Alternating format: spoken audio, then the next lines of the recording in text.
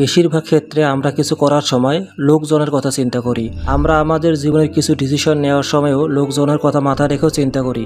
যদি চায়ের মধ্যে মাছি পড়ে যায় তাহলে মানুষ চা ফেলে দেয়, কিন্তু ওই মাছে যদি বেশি ঘিতে পড়ে যায় তাহলে মানুষ মাছিকে ফেলে দেয়। একটা কথা মনে রাখবো বন্ধুরা, যদি ভুল করেও জীবনের সফল হতে না পারেন তাহলে আপনার এই আশেপাশের যে মানুষগুলোকে দেখছেন তারা আপনার জীবনের জন্য, আপনার ভালোর জন্য, আপনার সুখের জন্য কিছুই করবে না।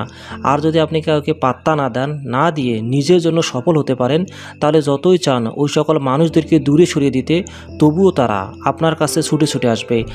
এটাই হচ্ছে দুনিয়ার নেচার। বন্ধুরা, জীবনে সফল হন, কেননা সফল মানুষদের পিতা মাতা ভাই বোনের অভাব হয় না। মহামান্য মানুষরাও, প্রতিবেশীরাও আপনাকে তাদের আপনজন পরিচয় দিতে গর্ববোধ করবে। আর যদি জীবনে আপনি অসফল হন, ব্যর্থ হয়ে যান, তাহলে আপনার নিজের পিতা মাতাও মাঝে মাঝে আপনাকে তার সন্তান পরিচয় দিতে দ্বিধাবোধ করবে, স্বাচ্ছন্দ্য বোধ করবে না।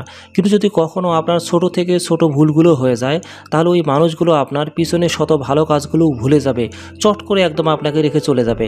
আপনাকে কষ্ট দেওয়ার, আপনাকে নিয়ে মজা করার ছোট্ট থেকে ছোট্ট সুযোগটিও তারা বাদ দিবে না। ভালো সময়েও যে আপনার সবথেকে কাছের স্পেশাল হয়ে বসেছিল, ভবিষ্যতে সেই হতে পারে আপনার খারাপ সময়ের অন্যতম কারণ। আপনি আজ যাকে অন্য ভালো বন্ধু, অনেক স্পেশাল ভাবছেন, হতে পারে আগামীতে সেই আপনার সব থেকে বড় দুশ্মন।